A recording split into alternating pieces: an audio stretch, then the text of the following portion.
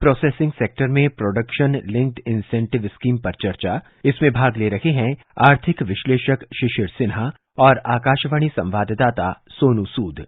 आत्मनिर्भर भारत अभियान के तहत देश में उत्पादन को प्रोत्साहन देने के लिए पिछले वर्ष मोबाइल फोन और दवा उद्योग से जुड़ी कंपनियों के लिए शुरू की गई प्रोडक्शन लिंक्ड इंसेंटिव स्कीम का विस्तार अब कई अन्य सेक्टर्स के लिए कर दिया गया है। इस श्रृंखला में ताजा कड़ी है फूड प्रोसेसिंग यानी खाद्य प्रसंस्करण सेक्टर में पीएलआई को कल कैबिनेट की मंजूरी मिलना। लगभग 11,000 करोड़ रुपए फूड प्रोसेसिंग में पीएलआई के लिए आवंटित किए गए हैं। शिशिर, पीएलआई योजना क्या है, उसके प्रमुख फायदे क्या है और वो खाद्य प्रसंस्करण उद्योग के लिए कैसे लाभदायक होगी? जब हम कहते हैं प्रोडक्शन लिंक्ड इंसेंटिव स्कीम, इसका सीधा सीधा मतलब होता है कि आप जो उत्पादन कर रहे हो उस उत्पादन की लागत को हम कैसे कम कर सके। लागत को कम करना क्यों जरूरी है? ताकि आप अगर दुनिया के बाजार में अपना सामान बेचने जाते हो तो वो आपका कॉम्पिटिटिव हो सके। अब दूसरा जो आपका सवाल का हिस्सा है कि फूड प्रोसेसिंग इंडस्ट्री के लिए क्यों जरूरी है।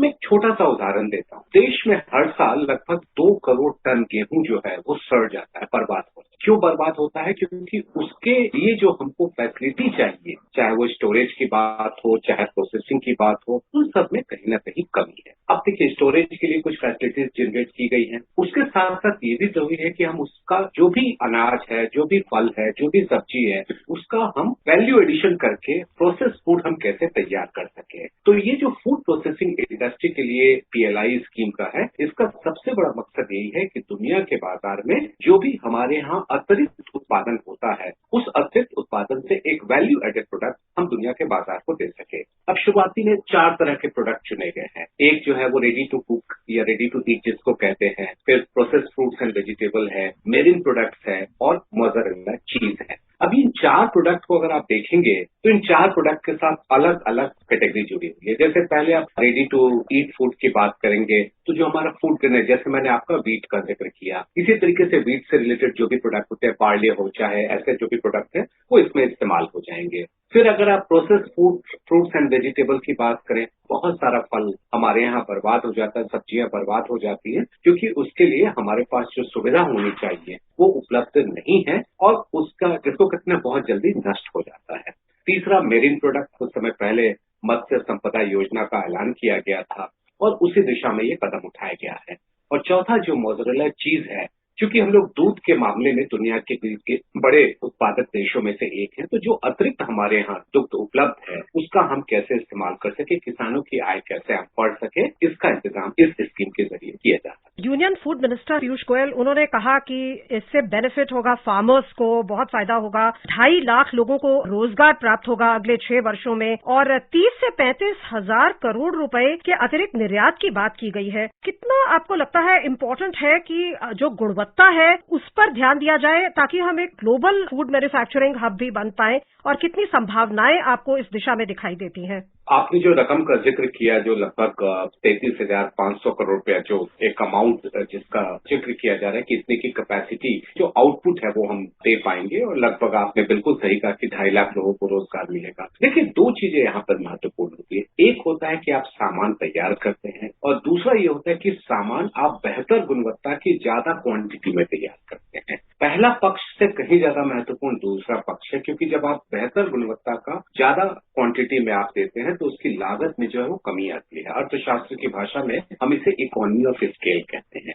अब इकोनॉमी ऑफ स्केल अगर आपके पास बेटर होगा तो जाहिर सी बात है कि आप उसका जो दाम है वो बाजार में कम कर सकते हैं। तो दुनिया के बाजार में संभावनाएं बहुत हैं। कई ऐसे देश हैं जहां पर कृषि उत्पाद नहीं के बराबर हैं। वो विकसित देश है लेकिन उनके पास कृषि उत्पाद या खाद्यान्न जो है वो पूरी तरह से आयात के ऊपर निर्भर करते हैं। उन देशों को हम टारगेट करते हुए वो सामान वहां पर भेजेंगे तो निश्चित तौर पर इसका सबसे बड़ा फायदा हमारे किसानों को मिलेगा, जिनका उत्पादन होता है लेकिन उस हिसाब से उनको जो कीमत मिलनी चाहिए या उनका जो उत्पादन होता है जिनको बाजार मिलना चाहिए वो कहीं ना कहीं उसमें कमी रह जाती है। ये एक पहल है जिसके जरिए उन उत्पादों को और उन किसानों को बाजार उपलब्ध कराया जा सकता है और बीच में एक कड़ी बनेगी, वो है फूड प्रोसेसिंग इंडस्ट्री के जरिए। तो दुनिया के बाजार में मांग है, हमारे पास क्षमता है, दोनों के बीच किस तरीके से संयोग बनाना, वो इस स्कीम का सबसे बड़ा।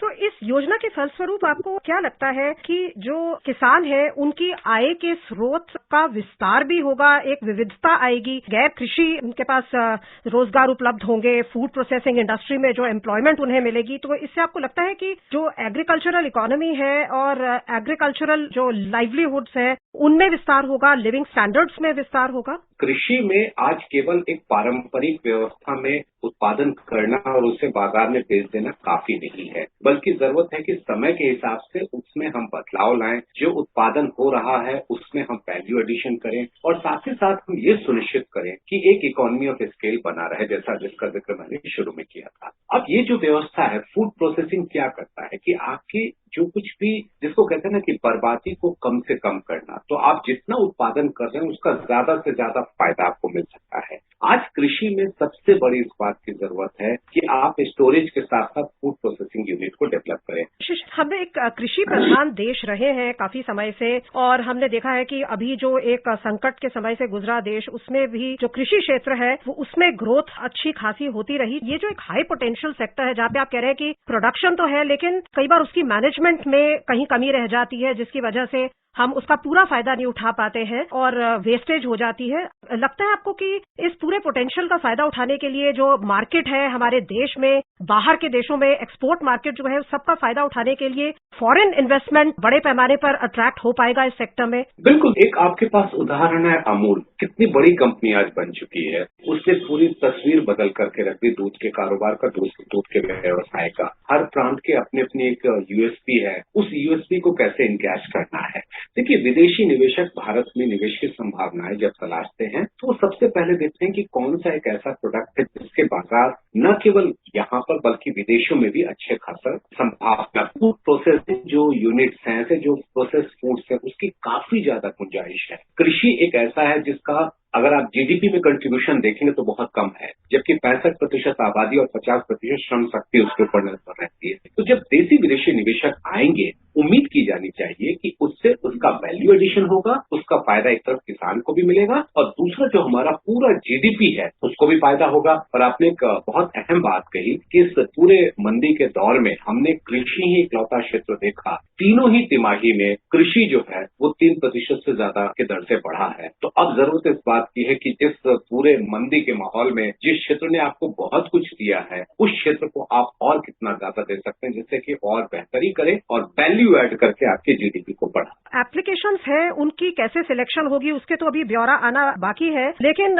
ये जरूर सामने आया है कि 2021-22 और 2022-23 में प्लांट और मशीनरी में इन्वेस्टमेंट करनी होगी। सो ये एक ऐसी योजना है जो त्वरित रूप से लाभदायक होगी। आपको लगता है कि इसमें एमएसएमईज भी सामने आएंगे? इसमें एमएसएमई ज्यादा बड़े पैमाने पर आएंगे। जो व्यवस्था अभी इस स्कीम के तहत है उसमें एक पोर्टल बनाने की बात है, जिसको राष्ट्रीय स्तर का पोर्टल होगा। उसमें उस पोर्टल के जरिए कोई भी कंपनी जो है, चाहे वो छोटी कंपनी हो, मझोली कंपनी हो, बड़ी कंपनी हो, वो आवेदन कर सकेंगे। इसके अलावा एक कमेटी भी है। अब इसका महत्व आप इसी से समझ लीजिए। इस स्कीम की जो मॉनिटरिंग होगी वो कैबिनेट सेक्रेटरी के अंदर इम्पावर्ड कमेटी जो है, और आप शब्द पे गौर करिए, इम्पावर्ड कमेटी। इम्पावर्ड कमेटी का मतलब सीधा सीधा है कि अगर आपको कोई परेशानी इस समय दिख रही है तो उसके लिए पूरी जो एक प्रक्रिया होती है फैसला लेने की, कि आप मिनिस्ट्री, कैबिनेट और फिर उसको नोटिफाई करना, वो सारे के बजाय कम से कम समय में एक इम्पावर्ड कमेटी फैसला कर लेगी और उसके ऊपर काम कर सकेगी। दूसरा एक ये भी बात कही गई है कि अगर कोई कंपनी दूसरे स्कीम का फायदा ले रही है वो भी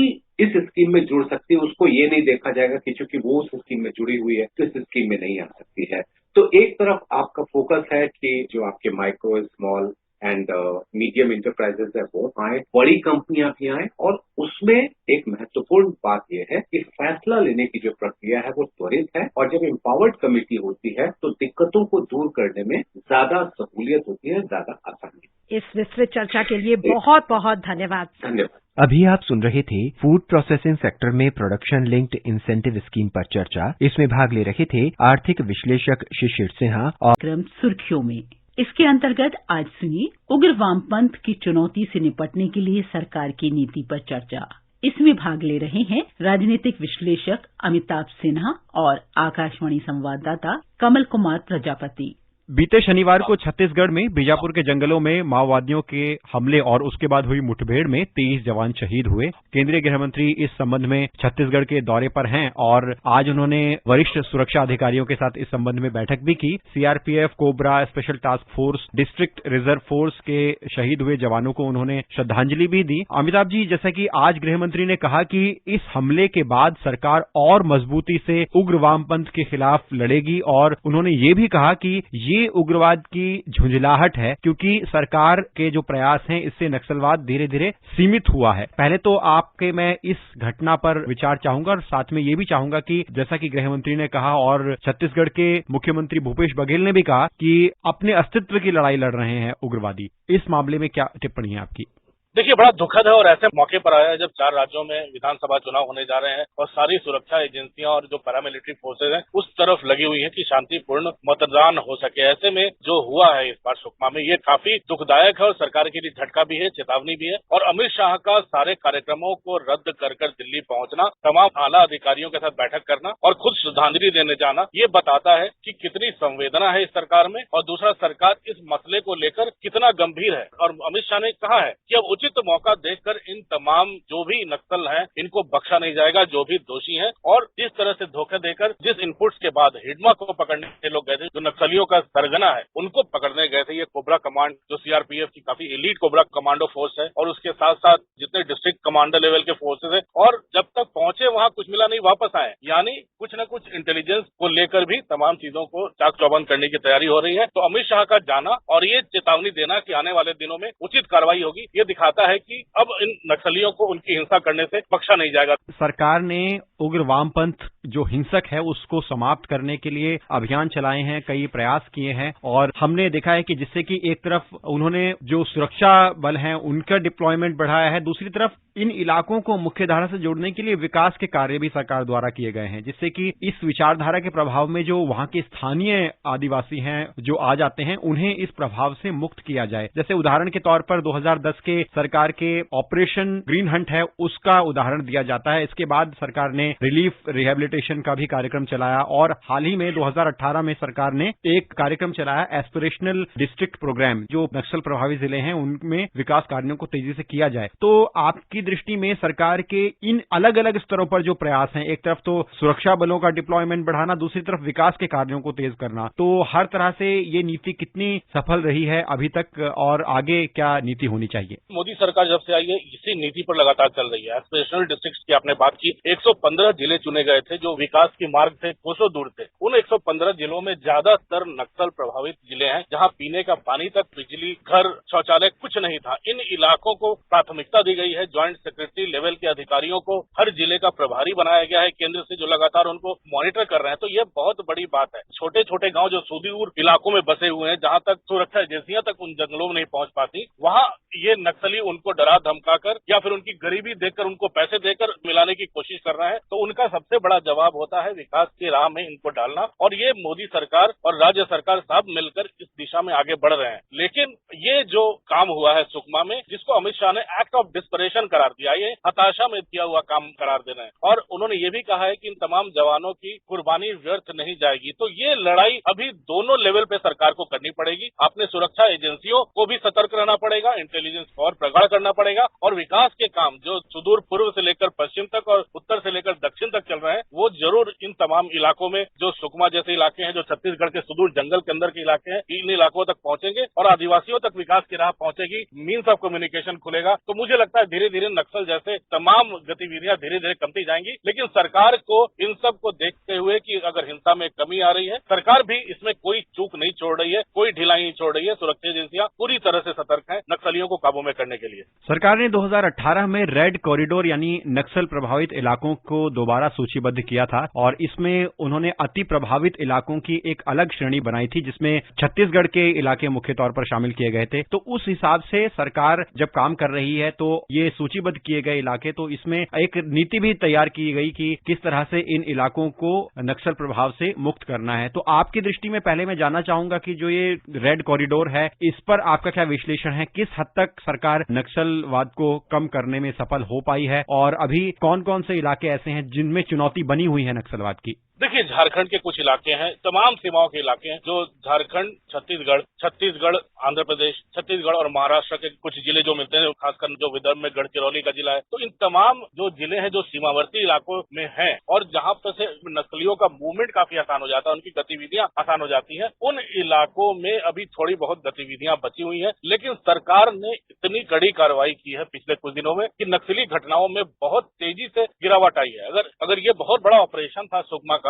अगर 3 टास्क फोर्स एक साथ मिलकर कमांडो फोर्स अगर वहां पर जा रहे हैं, इसका मतलब है कि बहुत बड़ा इनपुट था। अगर उनको घेरा गया है और जितने लोगों ने उनको घेरा है, इसका मतलब है कि पूरी की पूरी तैयारी थी इनको वहां अंदर लाने की और उन पर हमला करने की। तो जाहिर तौर पर आने वाले दिनों में इन इलाकों में भी अपनी प्रेजेंस जो है और ज्यादा दिखानी पड़ेगी सुरक्षा एजेंसियों को। और दूसरा, जो पैरामिलिट्री फोर्सेज हैं और राज्य की फोर्सेज है, उनको मिलजुल कर भी काम करना पड़ेगा, खासकर इंटेलिजेंस शेयरिंग, इनपुट शेयरिंग, उसको इनपुट्स को शेयर करने को लेकर। और तीसरा, इन सब को एंटी लैंडमाइन से लेकर तमाम जो सुविधाएं जो होती हैं इनको लड़ने के लिए, उन हमलों को झेलने के लिए, उनको बर्दाश्त करने के लिए, वो तमाम चीजें हैं जो सरकार अब उनको धीरे धीरे दे रही है। उनके मॉडर्नाइजेशन ऑफ टास्क फोर्स जो हो रहा है, वो भी मुझे लगता है काफी तेजी से इन सब नक्सलियों के अंदर डर पैदा कर रहा है, जिसके कारण इन घटनाओं में कमी भी आ रही है। और उसके कारण एक चीज तो साफ है कि नक्सली हताश भी हो रहे हैं। आंध्र प्रदेश का उदाहरण दिया जाता है इस संबंध में कि जो स्थानीय पुलिस है या स्थानीय सुरक्षा बल है, अगर उनको मजबूत किया जाए तो काफी हद तक नक्सलवाद को खत्म किया जा सकता है। जैसे आंध्र प्रदेश में स्थानीय पुलिस की बड़ी भूमिका रही नक्सलवाद को कम करने में, और सरकार भी इस ओर देख रही है कि स्थानीय स्तर पर सुरक्षा बलों को ज्यादा सशक्त किया जाए। आपने जिसका जिक्र भी किया कि और ज्यादा मॉडर्न इक्विपमेंट्स दिए जाएं और इंटेलिजेंस को और मजबूत किया जाए। तो मैं आपसे जानना चाहूंगा कि राज्य सरकारों की और स्थानीय सिक्योरिटी की कितनी बड़ी भूमिका होती है, और आगे चलकर अगर नीति बनाई जाती है तो उसमें स्थानीय फोर्सेस को शामिल करना कितना आवश्यक है? 2-3 चीजें हैं। एक तो जब से नोटबंदी हुई थी उसके बाद कहा गया था कि बहुत बड़ी चोट पहुंची है इन नक्सलियों के पास, क्योंकि इनका काम वसूली का था, कॉन्ट्रैक्टरों से वसूली का काम होता था, गांव वालों से वसूली का काम होता था, कैश कंपोनेंट उनके पास होता था। तो वो कैश कंपोनेंट अब धीरे धीरे उनके पास कम हो गया। दूसरा, गांव वाले जहां तक सुरक्षा बल हर रोज नहीं पहुंच सकते, उन गांव वालों को भी सशक्त करना पड़ेगा, उनके मन से डर दूर करना पड़ेगा कि ये नक्सली आपका कुछ बिगाड़ सकते हैं। अगर गांव वाले एक हो तो शायद नक्सली भी उन गांव में प्रवेश न करें। और साथ ही साथ जो पैरामिलिट्री फोर्सेज हैं, उन्होंने सुदूर गांव में भी पिछले 5-6 सालों में कई सिक्योरिटी कैंप्स खोले हैं, स्कूल खोले हैं। वो जिला के स्तर पर और गांव के स्तर पर काफी कल्याणकारी योजनाओं को चला रहे हैं, अस्पताल चला रहे हैं, लोकल क्लिनिक चला रहे हैं। तो ये काफी जो कोर माओइस्ट एरिया है, उन सब इलाकों में पिछले 5-6 साल में काफी उपस्थिति बढ़ी है सुरक्षा बलों की, और सुरक्षा बलों के द्वारा चलाए जा रहे लोक कल्याणकारी काम के लिए भी। और शायद इसीलिए आदिवासी हो, उस इलाके में रहने वाले, उन इलाकों में रहने वाले ग्रामवासी हो, उन तमाम लोगों की सुरक्षा बलों में भी आस्था बढ़ी है। तो मुझे लगता है कि अब वक्त की बात है, धीरे धीरे ये चीजों में कमी आएगी, क्योंकि एस्पिरेशनल डिस्ट्रिक्ट का काम भी काफी तेजी से आगे बढ़ रहा है। उनकी मुश्किलें दूर करने का प्रधानमंत्री खुद इनको मॉनिटर कर रहे हैं। तो एक जो हमने कहा था ना, डबल स्ट्रॉन्ग अटैक, विकास और सुरक्षा बलों को और सशक्त करना, और लोकल लेवल पे पुलिस के साथ, लोकल इंटेलिजेंस के साथ इंटेलिजेंस इनपुट शेयर करने का जो मादा था, ये तमाम चीजें अगर मिलती जुलती हैं, यही कारण है कि पिछले कुछ सालों में कमी आई है। और मुझे लगता है कि आने वाले दिनों में यही जो विकास के कार्य हैं, यही इन नक्सलियों को इन इलाकों से बाहर करेंगे। तो ये तमाम चीजें हैं जो धीरे धीरे इस विचारधारा की लड़ाई को आगे बढ़ाएंगे। लेकिन सबसे जरूरी काम है जो डरे हुए गांव वाले हैं, उनकी डर को कम करना, उन गांव वालों को सुरक्षा प्रदान करना, और जो एस्पिरेशनल डिस्ट्रिक्ट का काम चल रहा है उसको और भी तेजी से आगे बढ़ाना। और यही विकास की बातें हैं जो मुझे लगता है तमाम मुश्किलों को दूर करेगी आने वाले दिनों में। बहुत बहुत धन्यवाद, आप कार्यक्रम में जुड़े और इस विषय पर हमारे साथ चर्चा की। धन्यवाद। अभी आप अंतर्गत आज सुनिए नीदरलैंड के साथ भारत के मजबूत होते संबंधों पर चर्चा। इसमें भाग ले रहे हैं पूर्व राजनयिक अशोक सज्जनहार और आकाशवाणी संवाददाता कमल कुमार प्रजापति। कल एक वर्चुअल समिट में भारत और नीदरलैंड दोनों देशों के प्रधानमंत्री द्विपक्षीय संबंधों से जुड़े कई विषयों पर चर्चा हुई। मुख्य तौर पर व्यापार और अर्थव्यवस्था के बीच आपसी सहयोग को मजबूत करने पर विस्तृत बात हुई। कृषि क्षेत्र, जल प्रबंधन, विज्ञान और प्रौद्योगिकी के क्षेत्र में भागीदारी जैसे विषय भी केंद्र में रहे। इसके अलावा स्वास्थ्य क्षेत्र, खासतौर पर कोविड महामारी को लेकर, और जलवायु परिवर्तन जैसे मसलों पर भी बात रखी गई। इस समिट में दोनों देशों के बीच वर्तमान समय को देखते हुए कौन से वो अहम विषय रहे जो दोनों देशों के द्विपक्षीय संबंधों को बढ़ावा देते हैं? देखिए, सबसे पहले तो हमें ये समझना होगा जो दोनों देश लोकतंत्र हैं, तो उनके अगर हम मूल्यों की बात करें तो दोनों के मूल्य समान हैं। रूल ऑफ लॉ कहें, मानव अधिकारों के लिए जो दोनों की रिस्पेक्ट और प्रमोशन है, या फिर दोनों देशों के बीच ऐतिहासिक संबंधों को देखा जाए तो दोनों देशों के संबंध बहुत ही घनिष्ठ और बहुत ही प्रगाढ़ हैं। अगर पिछले कुछ सालों में हम देखें तो उच्च स्तरीय शिखर स्तर पर दोनों देशों के बीच में आदान प्रदान बहुत तेजी से हुआ है। वहां के जो प्रधानमंत्री हैं जिनका जिक्र आपने किया, मार्क रुते, वो यहाँ पर जून 2015 से भारत में आए थे और बहुत ही सफल यात्रा रही उनकी। उसको रिटर्न करते हुए हमारे प्रधानमंत्री मोदी वहां पर गए जून 2017 में 2 साल के बाद, और उसके तुरंत ही बाद मई 2018 में फिर से मार्क रुते का यहाँ पर भारत को दौरा हुआ और अक्टूबर 2019 में वहां के जो राजा हैं विलियम अलेक्जेंडर और रानी क्वीन मैक्सिमा, उन दोनों को यहाँ पर दौरा हुआ। तो इससे आप समझ सकते हैं जो दोनों देशों के संबंध बहुत ही घनिष्ठ हैं। और जो बातचीत हुई, जैसे आपने कहा, व्यापार और निवेश बहुत ही महत्वपूर्ण है दोनों देशों के संबंधों को सामने रखते हुए। पानी के बारे में जो बातचीत है, क्योंकि कहा जाए तो नीदरलैंड्स एक वर्ल्ड लीडर है वाटर मैनेजमेंट में। वेस्ट वाटर को कैसे डील किया जाए, कैसे प्रोटेक्ट किया जाए, वहां से कैसे ऊर्जा निकाली जाए, सॉलिड वेस्ट से कैसे ऊर्जा निकाली जाए, उसमें भी बहुत महारत हासिल है नीदरलैंड्स को। फिर अगर हम कहें जलवायु परिवर्तन के बारे में, वहां पर भी बहुत आगे काम किया है नीदरलैंड्स में। नीदरलैंड्स छोटा देश है परंतु इनोवेशन, आविष्कार के क्षेत्र में बहुत ही आगे है। तो इसीलिए दोनों देशों का जिसे कहा जाए विन विन कोलैबोरेशन है, सहयोग है। और दोनों प्रधानमंत्री की जो बातचीत हुई, कल वर्चुअल समिट से बातचीत हुई, तो वो इन दोनों देशों के जो हित हैं उनको आगे ले जाने में बहुत ही ज्यादा कारगर साबित होगी। मिस्टर सज्जनहार, हाल ही में नीदरलैंड्स में हुए चुनावों के बाद प्रधानमंत्री मार्क रुते चौथी बार बागडोर संभाली है। यानी पहले जो चले आ रहे आपसी सहयोग हैं वो तो बरकरार रहेंगे ही, साथ ही नए विषयों पर इस साझेदारी को और मजबूती मिल रही है। दूसरी ओर हम देख रहे हैं कि प्रधानमंत्री के मोदी के नेतृत्व में बीते सालों में व्यापार और निवेश के नए अवसरों की कोशिश हुई है। तो इस दृष्टि से दोनों अनुभवी लीडर्स का विस्तृत विमर्श द्विपक्षीय संबंधों को लेकर इन दोनों देशों के लिए आगे की प्रगति की संभावनाओं को किस तरह खुलता है? आपने देखिए 2-3 बहुत ही महत्वपूर्ण टिप्पणी की है, प्रश्न उठाए हैं। एक तो है व्यापार और निवेश के बारे में, आपने बिल्कुल ठीक कहा। जैसे कहा जाए जो ये हमारे दोनों देशों के संबंधों के लिए एक पिवट है। हालांकि इतना छोटा देश है नीदरलैंड्स, 17 मिलियन उसकी केवल आबादी है, परंतु फिर भी अगर भारत में निवेश देखा जाए तो वो तीसरे नंबर पर आता है पूरे विश्व में। अगर देखा जाए, पहला मॉरिशस, दूसरा सिंगापुर और तीसरा नीदरलैंड्स। अगर हम देखें 2019 और 20 उस साल में नीदरलैंड से भारत में निवेश करीब $6.5 बिलियन था, $6.5 बिलियन था। और अगर पूरे तरीके से देखा जाए कितना 2000 से लेकर 2020 तक कितना निवेश हुआ है भारत में, तो वो करीब $36 बिलियन से ऊपर है। तो मतलब बहुत ही ज्यादा निवेश है। यहाँ पर करीब नीदरलैंड्स की 200 बड़ी बड़ी कंपनी यहाँ पर काम कर रही हैं। हमारी भी करीब 200 कंपनी वहाँ पर काम कर रही हैं। अगर व्यापार के क्षेत्र में देखें तो करीब $13 बिलियन है दोनों देशों का व्यापार।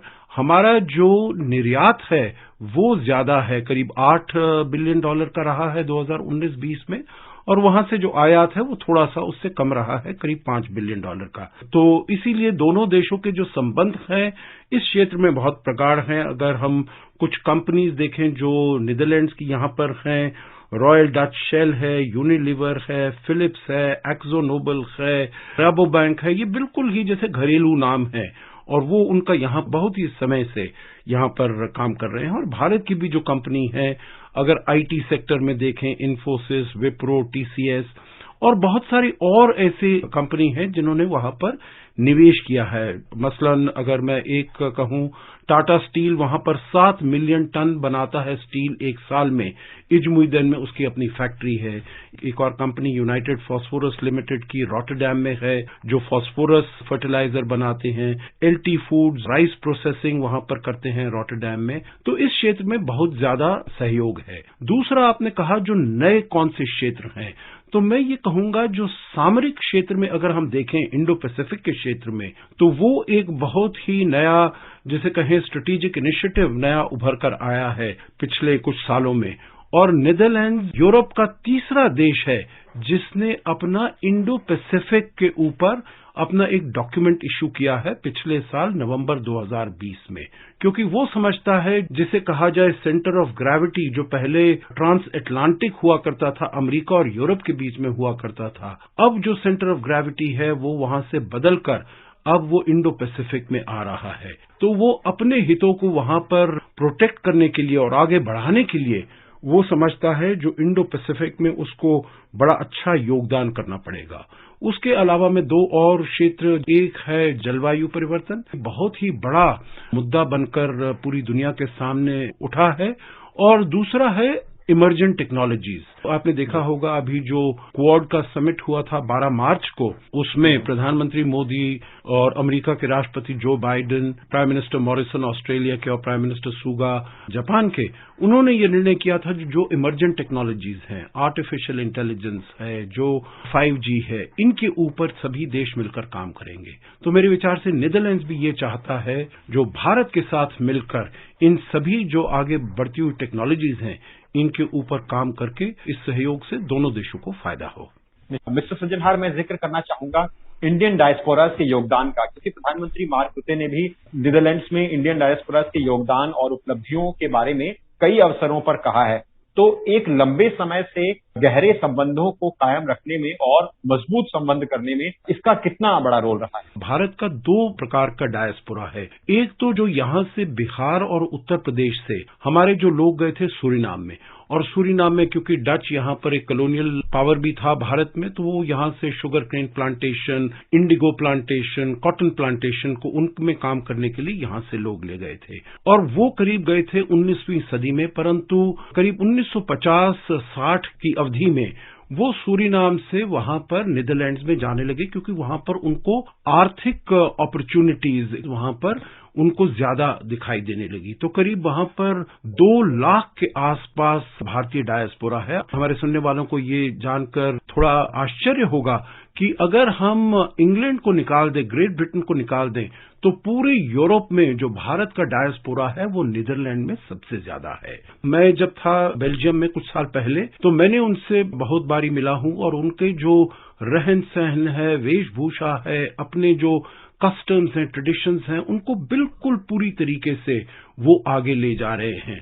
जो हमारे यहाँ पर त्योहार हैं, चाहे जन्माष्टमी हो या और दिवाली हो, उन सबको बहुत ही अच्छी तरीके से वहां पर मनाते हैं। हमारा जो कल्चर है, संस्कृति है, उसको बिल्कुल जीवित और डायनामिक वहां पर रखते हैं। दूसरा जो हमारा डायस्पोरा है वो है यहाँ से जो अभी लोग गए हैं, आपने स्टूडेंट्स का जिक्र किया, करीब 3,500 हमारे स्टूडेंट्स हैं, या फिर जो मैंने जिक्र किया जो वहां पर हमारी IT कंपनीज हैं, प्रोफेशनल्स हैं, इंजीनियर्स हैं, मेडिकल प्रोफेशनल्स पर्सनल हैं, वो सब हैं, करीब 25,000 हैं वहां पर। आपका कार्यक्रम में जुड़ने के लिए बहुत बहुत धन्यवाद। आपका धन्यवाद। अभी आप सुन रहे थे नीदरलैंड के साथ भारत के मजबूत होते संबंधों पर चर्चा। इसमें भाग ले रहे थे पूर्व राजनयिक अशोक सज्जनहार